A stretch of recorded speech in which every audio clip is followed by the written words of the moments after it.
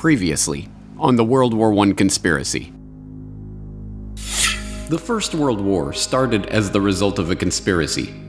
But to understand this conspiracy, we must turn not to Sarajevo and the conclave of Serbian nationalists plotting their assassination of Archduke Franz Ferdinand in the summer of 1914, but to a chilly drawing room in London in the winter of 1891.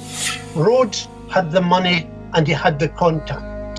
He was a great Rothschild man, and his mining wealth was literally uncountable. The will contains the goal, and then by the time he dies in 1902, there's funding, there's a plan, there's an agenda, there's working groups. The only thing feasible to carry out this idea is a secret society gradually absorbing the wealth of the world. And they thought if they could hook in with that alliance, then they had the possibility of defeating Germany quickly and without too much trouble. And that is basically what they did. It is to this clique, not to the doings of any conspiracy in Sarajevo, that we can attribute the real origins of the First World War, with the 9 million dead soldiers and 7 million dead civilians that lay piled in its wake. But for this cabal, 1914 was just the start of the story. In keeping with their ultimate vision of a united Anglo-American world order, the jewel in the crown of the Milner Group was to embroil the United States in the war, to unite Britain and America in their conquest of the German foe. Across the Atlantic, the next chapter in this hidden history was just getting underway. And now, part 2 of the World War I conspiracy.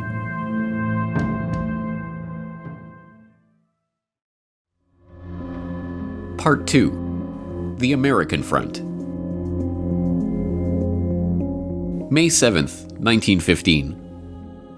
Colonel Edward Mandell House is on his way to meet with King George V, who ascended to the throne after Edward VII's death in 1910. Accompanying him is Edward Grey, British Foreign Secretary and acolyte of the Milner Group.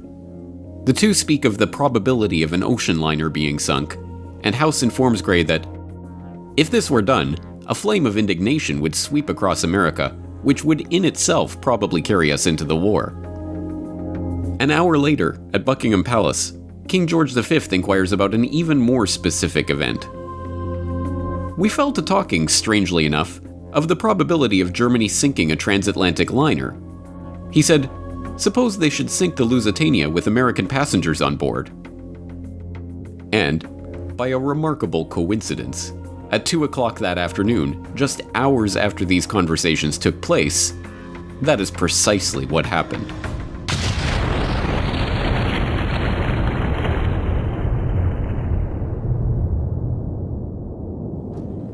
The Lusitania, one of the largest passenger liners in the world, is en route from New York to Liverpool when it is struck by a torpedo from a German U-boat. She sinks to the bottom in minutes, killing 1,198 passengers and crew, including 128 Americans. The disaster, portrayed as a brazen, unexpected attack on an innocent passenger liner, helps to shift public opinion about the war in the US. To the average American, the war suddenly doesn't feel like a strictly European concern. Every aspect of the story was, as we now know, a deception. The Lusitania was not an innocent passenger liner, but an armed merchant cruiser officially listed by the British Admiralty as an auxiliary warship. It was outfitted with extra armor, designed to carry 12 6-inch guns, and equipped with shell racks for holding ammunition. On its transatlantic voyage, the ship was carrying war material. Specifically, more than 4 million .303 rifle bullets and tons of munitions, including shells, powder, fuses, and gun cotton, in unrefrigerated cargo holds that were dubiously marked cheese, butter, and oysters. This secret manifest was officially denied by the British government for generation after generation, but in 2014, a full 99 years after the event, internal government documents were finally released in which the government admitted the deception. And, most remarkably of all, by Edward Mandell House's own account, both Edward Grey and King George V himself were discussing the sinking of the Lusitania just hours before the event took place. It's a story that provides a window into the secret society's years-long campaign to draw the United States into World War I. But in order to understand this story, we have to meet Edward Mandell House and the other Milner Group co-conspirators in America. Strange as it might seem, there were no shortage of such co-conspirators in the US. Some, like the members of the influential Pilgrim Society, founded in 1902 for the encouragement of Anglo-American good fellowship, shared Rhodes's vision of a united Anglo-American world empire. Others were simply lured by the promise of money. But whatever their motivation, those sympathetic to the cause of the Round Table included some of the wealthiest and most powerful people in the United States at the time. Many of these figures were to be found at the heart of Wall Street, in the banking and financial institutions revolving around J.P. Morgan and Company.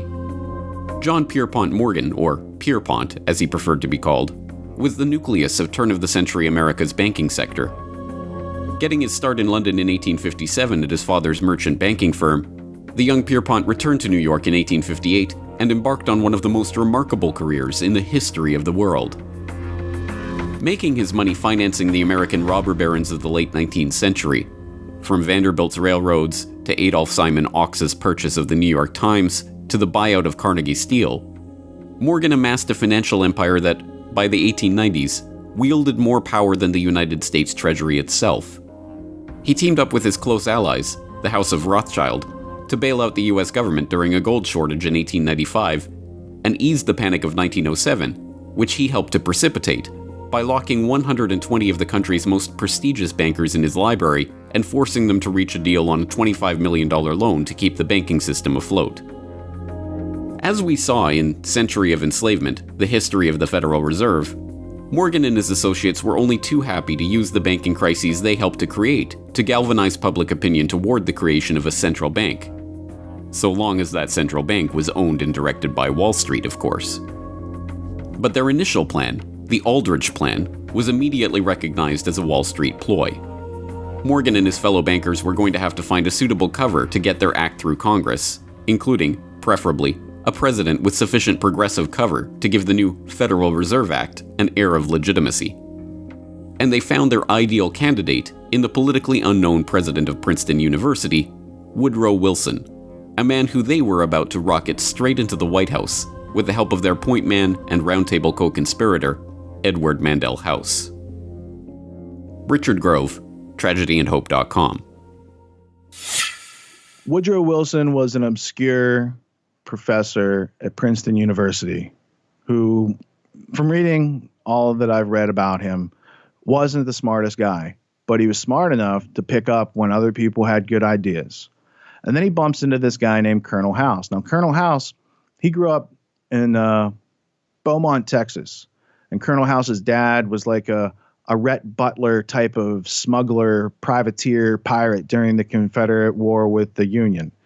So Colonel House, first off, he's not a colonel. It's just like a title he gave himself to make him seem more than he was. But he did come from a politically connected family in the South that were doing business with the British during the Civil War. So Colonel House, in the early 1900s, makes Woodrow Wilson his protege. And Colonel House himself is being puppeted by a few people in the layers of the Anglo-American establishment above him. And so we are left with the public persona of Woodrow Wilson, and here he is, and he's got this, this whole new Federal Reserve system that's going to come in during his administration, which was also kind of a precursor to getting America into the war. Because it changed our financial dependency from being self-reliant and printing our own debt-free money to being indentured to international bankers who charge us as they print money out of thin air and charge future generations for it. The election of Woodrow Wilson once again shows how power operates behind the scenes to subvert the popular vote and the will of the public. Knowing that the stuffy and politically unknown Wilson would have little chance of being elected over the more popular and affable William Howard Taft, Morgan and his banking allies bankrolled Teddy Roosevelt on a third-party ticket to split the Republican vote. The strategy worked, and the banker's real choice, Woodrow Wilson, came to power with just 42% of the popular vote.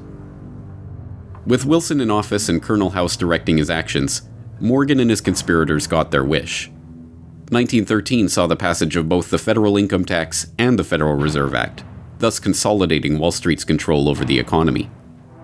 World War I, brewing in Europe just 8 months after the creation of the Federal Reserve, was to be the first full test of that power.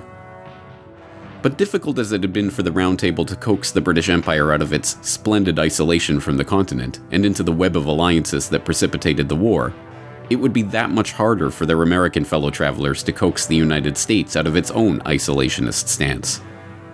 Although the Spanish-American War had seen the advent of American imperialism, the thought of the US getting involved in that European war was still far from the minds of the average American.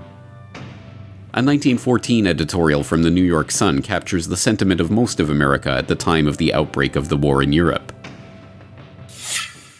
There is nothing reasonable in such a war as that for which Europe has been making ready, and it would be folly for this country to sacrifice itself to the frenzy of dynastic policies and the clash of ancient hatreds which is urging the old world to its destruction. The Sun was by no means unique in its assessment. A vote taken among 367 newspapers throughout the United States in November of 1914 found just 105 pro-Ally and 20 pro-German papers, with the vast majority, 242 of them, remaining firmly neutral and recommending that Uncle Sam stay out of the conflict. Once again, just as they did in Britain, the cabal was going to have to leverage its control of the press and key governmental positions to begin to shape public perception and instill pro-war sentiment. And once again, the full resources of these motivated co-conspirators were brought to bear on the task. One of the first shells in this barrage of propaganda to penetrate the American consciousness was the rape of Belgium, a catalogue of scarcely believable atrocities allegedly committed by the German forces in their invasion and occupation of Belgium at the start of the war. In a manner that was to become the norm in 20th century propaganda, the stories had a kernel of truth. There is no doubt that there were atrocities committed and civilians murdered by German forces in Belgium. But the propaganda that was spun from those kernels of truth was so over the top in its attempts to portray the Germans as inhuman brutes that it serves as a perfect example of war propaganda. The American population at that time had a lot of German people in it. 30 to 50% of the population had relations back to Germany. So there had to be this very clever propaganda campaign. It's known today as babies on bayonets. So if you have no interest in World War I, but you think it's interesting to study propaganda so you don't get fooled again, then type it into your favorite search engine, babies on bayonets, World War I. You'll see hundreds of different posters where the Germans are bayoneting babies, and it brings about emotions, and it doesn't give you the details of anything, and emotions drive wars, not facts. Facts are left out and deleted all the time in order to create wars. So I think that putting facts back in might help prevent wars, but I do know that they like to drive people on emotion. The babies on bayonets, getting America into World War I, that's a key part of it. Children who had their hands chopped off, nuns that were raped, shocking things, genuinely shocking things. The Canadian officer who was nailed to a St. Andrew's cross on a church door and left there to bleed to death. These were the great myths peddled in order to defame and bring down the whole image of any justification for German action and try and influence America into war. Jerry Docherty, co-author of Hidden History, The Secret Origins of the First World War. That's not to say that there weren't atrocities on both sides. War is an atrocious event, and there are always victims, absolutely. And I offer no justification for it. But the lies, the unnecessary abuse of propaganda, even when in Britain they decided that they would put together the definitive volume of evidence to present it to the world, the person they asked to do this just so happened to have been former British ambassador to the United States and a man called Bryce, who was very well liked in the States. And his evidence was published and put forward, and there were screeds of stories after stories. But then later it was discovered that, in fact, the people who took the evidence hadn't been allowed to speak to any of the Belgians directly, that in fact what they were doing is they were listening to a middleman or agents who had supposedly taken these stories, and when one of the official committee said, "Well, hold on, can I speak to can I speak to someone directly?" No. He resigned. He wouldn't allow his name to be put forward with and that's the extent to which, this is false history. It's not even acceptable to call it fake news. It's just disgusting. The campaign had its intended effect. Horrified by the stories emerging from Belgium, stories picked up and amplified by the members of the Round Table in the British press, including the influential Times and the lurid Daily Mail, run by Milner ally Lord Northcliffe, American public opinion began to shift away from viewing the war as a European squabble about an assassinated Archduke, and toward viewing the war as a struggle against the evil Germans and their sins against civilization. The culmination of this propaganda campaign was the release of the report of the Committee on Alleged German Outrages, better known as the Bryce Report, compiled for His Britannic Majesty's government and presided over by Viscount James Bryce, who, not coincidentally, was the former British ambassador to America and a personal friend of Woodrow Wilson. The report was a sham, based on 1,200 depositions collected by examiners who had no authority to administer an oath. The committee, which was not allowed to speak to a single witness itself, was tasked merely with sifting through this material and deciding what should be included in the final report. Unsurprisingly, the very real atrocities that the Germans had committed in Belgium, the burning of Louvain, Andenne, and Dinant, for example, were overshadowed by the sensationalist and completely unverifiable stories of babies on bayonets and other acts of villainy. The report itself, concluding that the Germans had systematically and premeditatedly broken the rules and usages of war, was published on May 12, 1915, just 5 days after the sinking of the Lusitania. Directly between these two events, on May 9, 1915, Colonel House, the man who Wilson called his second personality and his independent self, wrote a telegram which the president dutifully read to his cabinet and was picked up by newspapers across the country. America has come to the parting of the ways when she must determine whether she stands for civilized or uncivilized warfare. We can no longer remain neutral spectators. Our action in this crisis will determine the part we play when peace is made, and how far we may influence a settlement for the lasting good of humanity. We are being weighed in the balance, and our position amongst nations is being assessed by mankind. But despite this all-out propaganda assault, the American public was still largely against entering the war. It was in this context that the same group of Wall Street financiers who had maneuvered Wilson into the White House presided over the 1916 presidential election, one that the country knew would decisively conclude America's neutrality in the war, or its decision to send forces to engage in European combat for the first time in history. The bankers left nothing to chance. Wilson, who would predictably follow House's lead on all matters, including war, was still their preferred candidate. But his competitor, Charles Evan Hughes, was no less of a Wall Street man. Hughes's roots were as a Wall Street lawyer. His firm represented the New York, Westchester, and Boston Railroad Company for J.P. Morgan and Company, and the Baptist Bible class that he led boasted many wealthy and influential members, including John D. Rockefeller Jr. The affable Hughes was stiff competition for the wooden and charmless Wilson, but such was the importance of American neutrality that "He kept us out of war" actually became the central slogan of the campaign that saw Wilson return to the White House. And then, of course, came the famous election of 1916. Wilson wasn't popular, but Wilson simply, he had no kind of public persona which warmed people.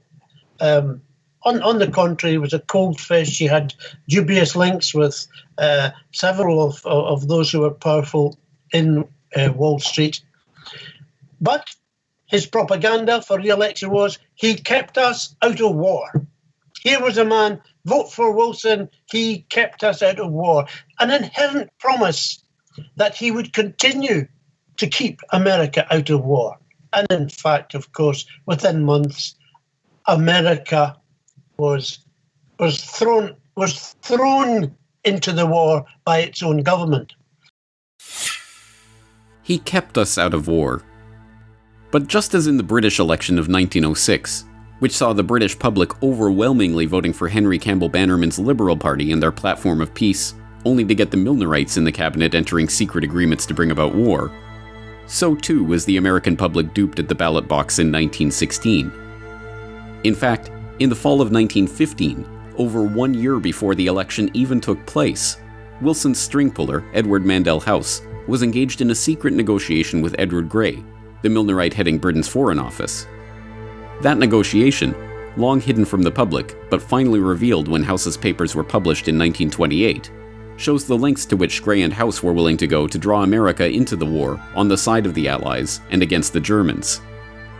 On October 17, 1915, House drafted a letter to Grey which he called one of the most important letters I ever wrote. Before sending it, he split it into 2 separate coded messages to ensure it would not be readable if it were intercepted. In it, he laid out a plan to steer the US into war with Germany under the false pretense of a peace conference. Dear Sir Edward, in my opinion, it would be a worldwide calamity if the war should continue to a point where the Allies could not, with the aid of the United States, bring about a peace along the lines you and I have so often discussed. It is in my mind that, after conferring with your government, I should proceed to Berlin and tell them that it was the President's purpose to intervene and stop this destructive war, provided the weight of the United States thrown on the side that accepted our proposal could do it. I would not let Berlin know, of course, of any understanding had with the Allies, but would rather lead them to think our proposal would be rejected by the Allies. This might induce Berlin to accept the proposal, but if they do not do so, it would nevertheless be the purpose to intervene. Perhaps realizing the gravity of what was being proposed, Woodrow Wilson, the man who would later be elected for his ability to keep America out of war, merely added the word probably to House's assurance that America would join the war. The negotiations for this plan continued throughout the fall of 1915 and winter of 1916. In the end, the British government balked at the proposal because the thought that the Germans might actually accept peace, even a peace of disarmament brokered by the US, was not enough. They wanted to crush Germany completely, and nothing less than total defeat would be sufficient. Another pretense would have to be manufactured to embroil the US in the war. When, on the morning of May 7, 1915, House assured Grey and King George that the sinking of the Lusitania would cause a flame of indignation to sweep across America, he was correct. When he said it would probably carry us into war, he was mistaken. But in the end, it was the naval issue that eventually became the pretext for America's entry into war. The history books of the period, following the familiar pattern of downplaying Allied provocations and focusing only on the German reactions, highlight the German policy of unrestricted submarine warfare which led to the downing of the Lusitania. The practice, which called for German U-boats to attack merchant ships on sight, was in contravention of the international rules of the sea at the time and was widely abhorred as barbaric. But the policy was not instituted out of any insane bloodlust on the part of the Kaiser. It was in response to Britain's own policy of breaking international rules of the sea. At the outbreak of war in 1914, the British had used their position of naval superiority to begin a blockade of Germany. That campaign, described as one of the largest and most complex undertakings attempted by either side during the First World War, involved the declaration of the whole of the North Sea as a war zone.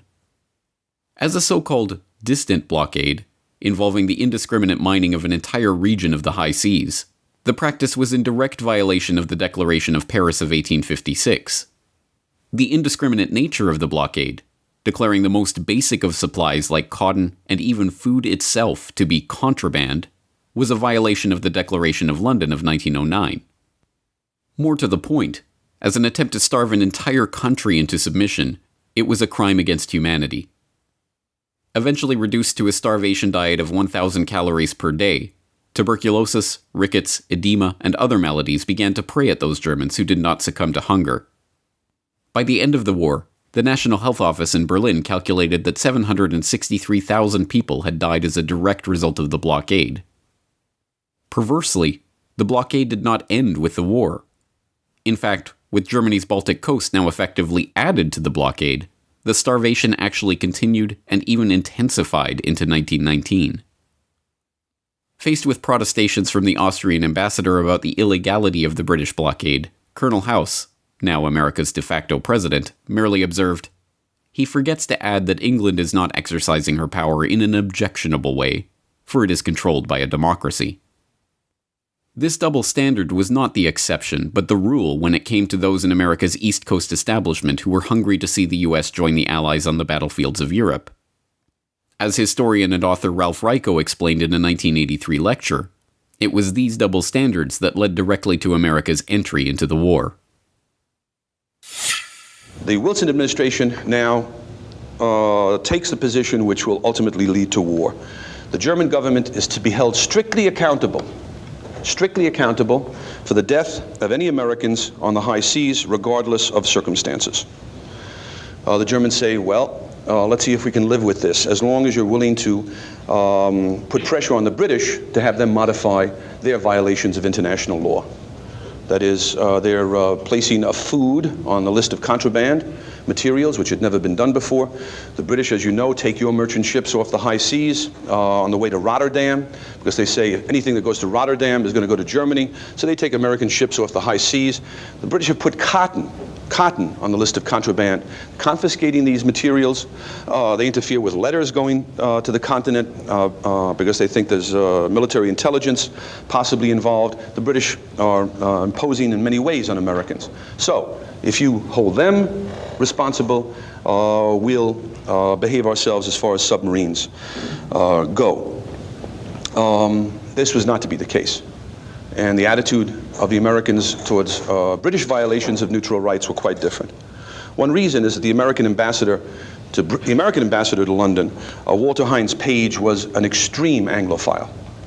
One time, for instance, he gets a message from the State Department saying, tell the British they have to stop interfering with American mail shipments to neutral ports.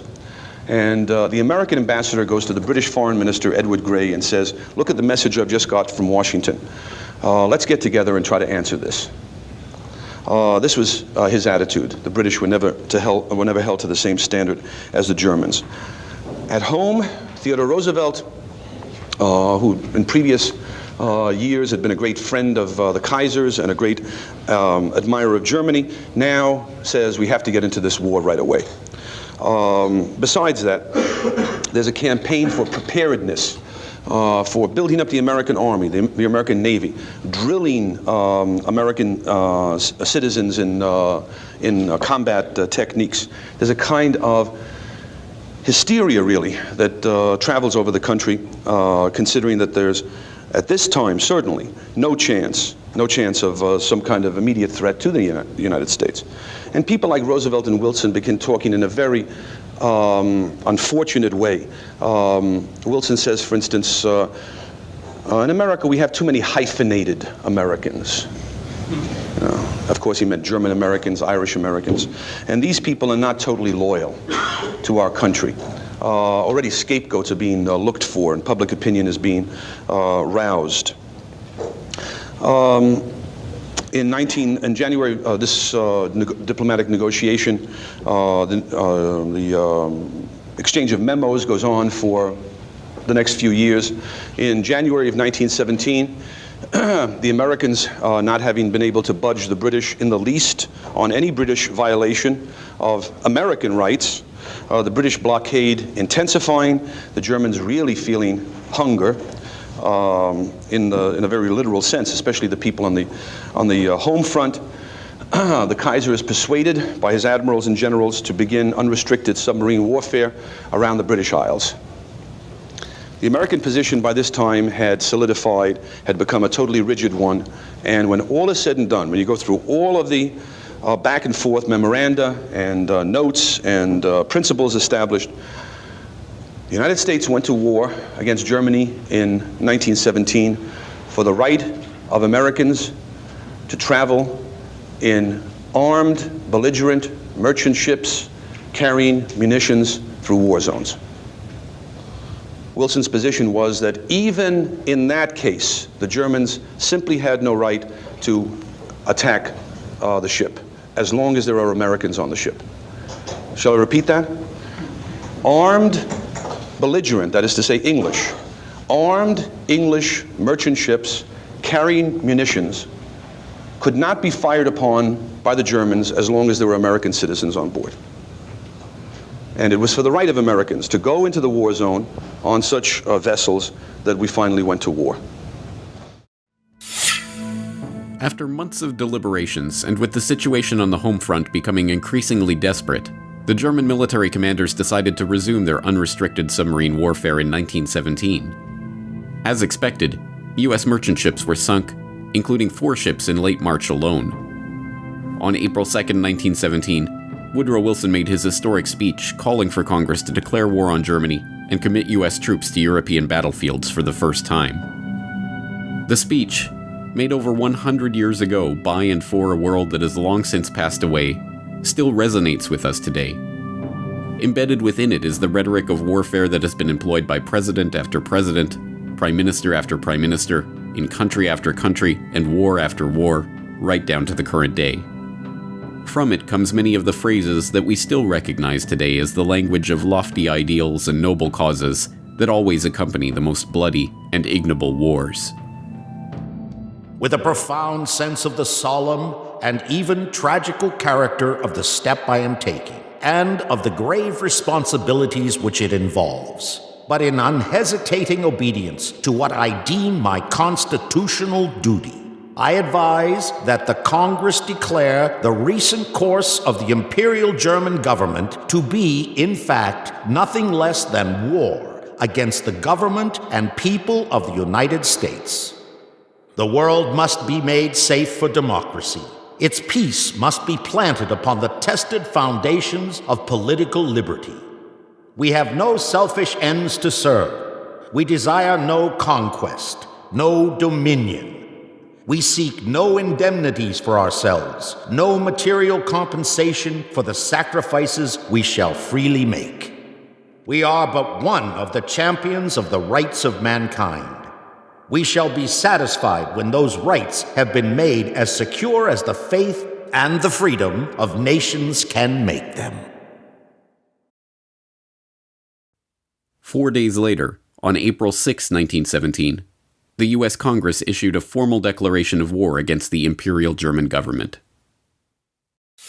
Inside the White House, President Woodrow Wilson conferred with advisors, then signed the proclamation of war against Germany. Everywhere there was cheering and waving of flags. Hindsight or cynicism might make us smile at the thought that this war was sometimes called the Great Adventure. Never again would we see our entry into a major conflict excite so many to such heights of elation. Naive? Probably. But here was a generation of young men not yet saturated by the paralyzing variety of self-analysis and the mock sciences. They believed. Over there, send the word over there, that the Yanks are coming, the drums rum-tumming everywhere, so prepare, say a All along the Western Front, the Allies rejoiced. The Yanks were coming. House, the Milner Group, the Pilgrims, the Wall Street financiers, and all of those who had worked so diligently for so many years to bring Uncle Sam into war had got their wish. And before the war was over, millions more casualties would pile up. Carnage the likes of which the world had never seen before had been fully unleashed.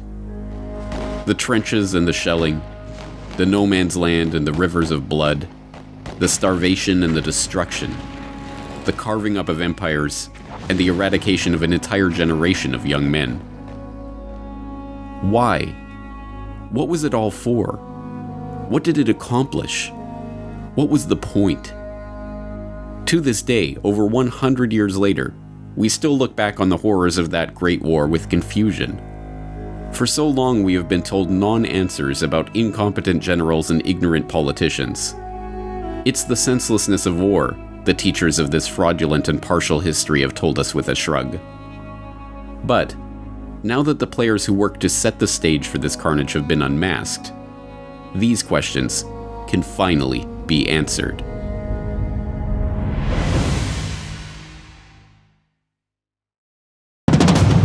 Next time on the World War I conspiracy.